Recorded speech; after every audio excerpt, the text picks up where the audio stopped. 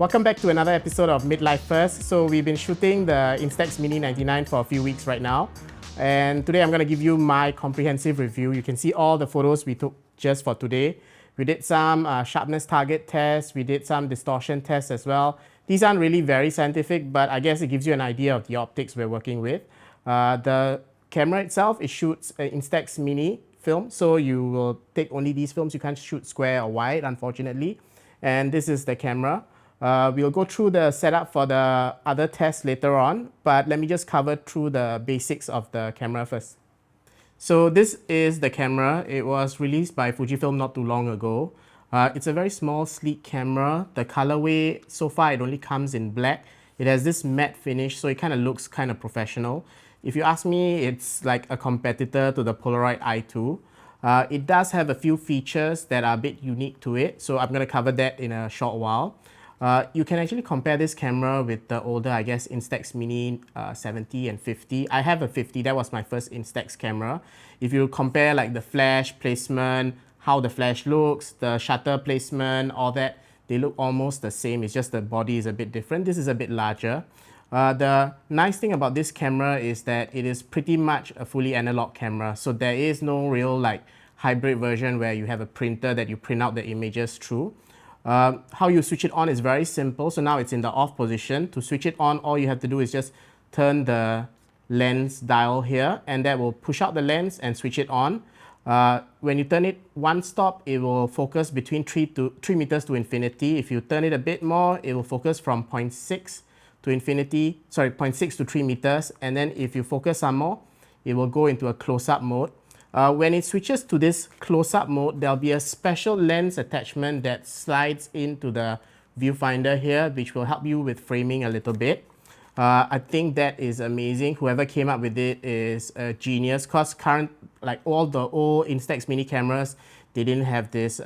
Actually, it's very similar to the old Polaroid close-up cameras, which had like a lens element that slid into the viewfinder.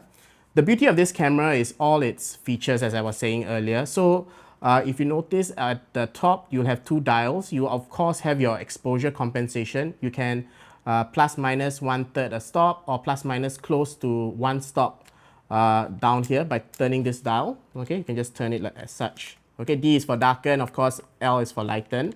Then if you like to try creative effects like what I have here on my table, then you can try playing with this dial here. You'll notice that there are a few settings here. You have to kind of memorize what they stand for. So N is just your standard normal mode. FG is fog green. So fog green looks something like this right here.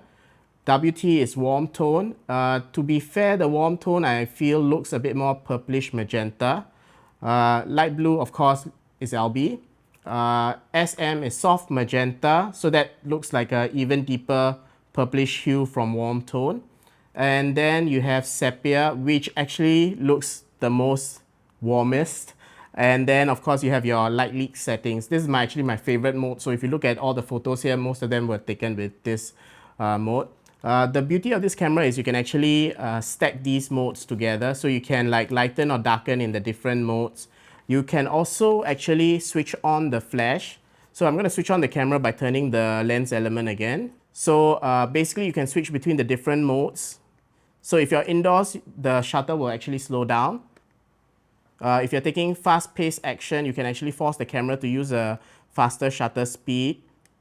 And then if you like to take double exposures, then you can switch to that mode as well. The camera will compensate exposure just to make sure the double exposure settings are correct. Similar to old Instax camera, once you're in double exposure mode, just make sure you take the second shot within a specific time frame. If not, the camera will auto eject the film. If you switch off the camera when it's in double exposure mode, it will still auto eject the frame. So that's something Fujifilm can still try to improve. Of course, other than that, we have the bulb mode. If you're using bulb mode, flash switches on if your exposure compensation is not at 0. So make sure you switch to 0, and then you'll be able to switch off your flash, just like what I did. Okay, so if you are in bulb mode and you realize like, oh, I can't really seem to switch off the flash, go and check your exposure compensation dial. Make sure it is at 0. Unfortunately, this camera does not have an external shutter release cable. slot, so you can't really use that. But it comes with a self-timer. So if you want to take shots that require you to place it on a tripod and you're afraid of the camera shaking or if there's any vibration, you can use the self-timer mode. But it's a bit hard to use even with bulb mode, because bulb mode you have to hold the shutter button down. So if you ask me, there are room for improvements. Before I go to those, maybe I'll just cover a bit on the viewfinder as well. The viewfinder is quite small. There have been a few instances where I thought I am looking into the viewfinder, but actually the viewfinder doesn't occupy this whole space. It occupies a small corner here. So I end up like fiddling with the camera, you know, trying to see, and then finally I find the viewfinder. So if Fujifilm could improve on that design, I think that'd be ideal. The flash off mode, it will remember the flash off mode until you turn off the camera. So once you switch off the camera and you switch it on, remember to switch off flash if you prefer that. If Fuji could have made like a manual toggle for flash, I think that would be better. And actually for bulb mode, since I don't personally like to press and hold for too long, I wish that in the lighten and darken dial they had added maybe bulb modes in like 1, 2, 3, 4, 5, 6, 7, 8, 9, 10 seconds. When you use bulb modes, you don't need that level of precision. But I think having it on the exposure compensation dial would make it more sensible. That would also probably enable you to stack it with the colored filters in a different way, you know. Other than that, we do have a special feature at the front of the lens element. We do have like a vignette function. It just creates an artificial vignette on the camera. This camera, of course, has the LED lights on the inside. So you create all the creative effects, not through any special means, but it's just these lights that are glowing inside. And they will create these special light effects on the camera. This camera also uses a rechargeable lithium-ion battery that requires a separate battery charger just to charge it. So just make sure you carry that charger along when you go out shooting in case your camera dies, because you can't really directly charge this camera. Another thing I liked about this camera actually was the fact that it came with a tripod extender. So for those of you who don't know, you can actually use it as a holder. I think many of the YouTubers online, they have been suggesting that you use it as a holder. The main reason for it is so that you can mount it to your tripod and still be able to open your film door if your film finishes. Because had you mounted it directly on the tripod plate, the film door can't really open. It will only open slightly ajar like that. So I think this is a cool feature that every instant camera maker should do. I did test it out on my Polaroid cameras as well, and they seem to rectify the issue that I have with my Polaroid cameras when I want to change my pack of film. This is a handy, nifty tool. It comes with the camera, so just make sure you look inside the box. Some of our friends didn't even realize their cameras came with this, so just make sure you don't accidentally throw this away. Other than that, I think this is actually a fantastic camera. If you've been shooting instant for a while, this is definitely an upgrade. If you don't like hybrid cameras, this is a perfect camera just for you.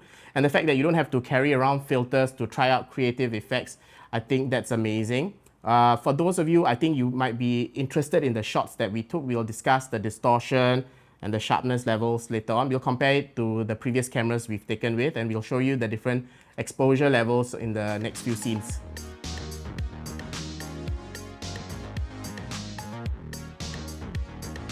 Okay, so we're going to do a test on the optics on this Instax Mini 99. We're going to do the same test we did with the Polaroid i2. Of course, if you're shooting instant mediums like these kind of testing don't really make much sense, as if you're concerned with sharpness, then you should be probably shooting on a digital medium. But we're just curious, so we're going to see how the lens performs. We have the sharpness target test lined up here. We have the camera here lined up, and we have a very bright light to illuminate the field. After that, we will actually do a distortion test as well on this grid line that we've printed out. It's the same one we used in the Polaroid i2 video. So let's see what results we get.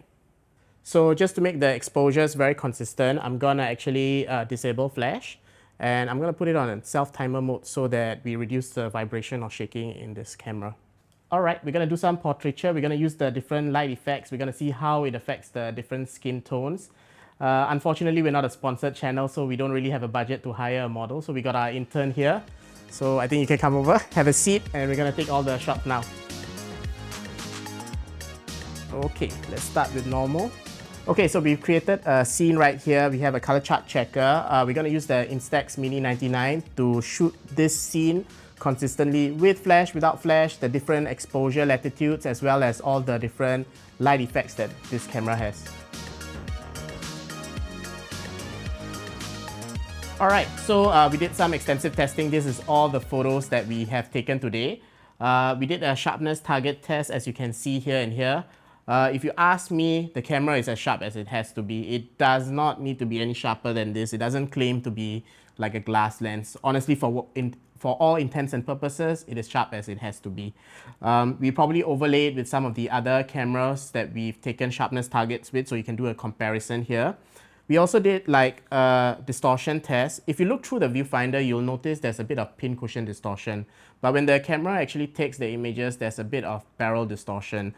This barrel distortion actually honestly is very minimal. I don't think it should affect your images too much. Also, if you look at the camera itself, these images, they're not going to make big differences to the subjects you're taking, because if you're taking at this closer level, then I don't think you should be using this. You should probably use a dedicated macro camera. So with flash, without flash, I'm not personally a fan of this very harsh, contrasty look that Instax generally has. I lean more towards the muted tones of Polaroid. But if you ask me, the camera exposes images perfectly. I can't really complain about any of it. With flash, without flash, if you darken, lighten, you more or less will get a usable image. So down here, we took a few shots of a scene that we created. We took it at -2 darken, -1 darken, at 0 EV, +1 lighten, and +2 lighten. All the images came out pretty alright. Personally, if you ask me, I would shoot it at 0 EV or even -1 darken. Yeah, so these are my favorite shots. But of course, at the end of the day, it really depends on the scene and what kind of look you're looking for. Testing all the colored effects, I'm not really a fan of the fog green look. It just looks very sickly, especially for portraiture. But if this is a look you're going to lean towards, then by all means, whatever makes you happy. The other colored effects, I guess, are cool. I guess if you could try using light blue to offset warmer tones. But the thing I noticed is that the color isn't very even, so you might not really get a proper effect. If Fuji could even out the coloring of the LED lights next time, I think it would be better. I'm not sure whether we can modify the camera, add like some kind of tracing paper behind on the LEDs just to diffuse the light a little bit more. But I guess maybe we'll do a test on that. Personally, if you ask me, my favorite setting is light leaks. So light leaks they look something like this, they look something like this. So actually some of these shots, they were taken midday, but the way it was taken with the light leaks, it looks like even mid-morning. So I kind of dig it. And the thing is, the light leak setting kind of is random. It appears at different corners, at different shots. So I think that's a cool effect that Fuji built in. Other than that, I think I'm overall very, very happy with this camera. It performs excellently. I don't think I have a single exposure failure. So every image that came out properly. The only images that didn't come out properly is probably a mistake on my own, like framing, or I was on the wrong lens. Other than that, I think this camera performed superbly well. If you are wondering whether to buy this camera, I don't think you really have to think about it. It's definitely a buy in my books.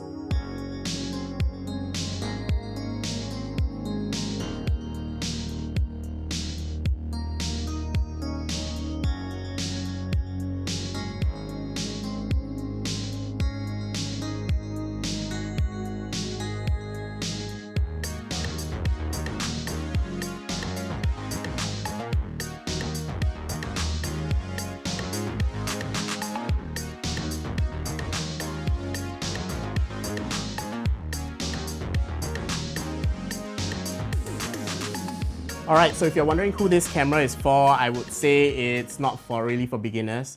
If you're already shooting on an Instax Mini camera and you want some more creative effects, then this camera is definitely for you. If you love shooting Instax Mini, you want a camera that's a little bit better than the one you're having, then this is definitely also for you. And if money is really no object and you just want to shoot Instax Mini, then this camera is definitely for you. There are some cons to it as well. So I do wish that the on-off switch, the distance guide was shown inside the viewfinder. Currently, it only shows up when you are on the close-up lens mode. But I wish if there was like a distance guide inside to just let us know, then it would be a lot better for us. Personally, the LED light effects, they do get gimmicky after a short while. If you're doing portraiture or stuff like that, just remember that the light is additive. So if you add these special colored effects, then just remember that some of your exposure is going to be blown out, your highlight is going to be blown out a little. You're going to lose a little bit of contrast here and there.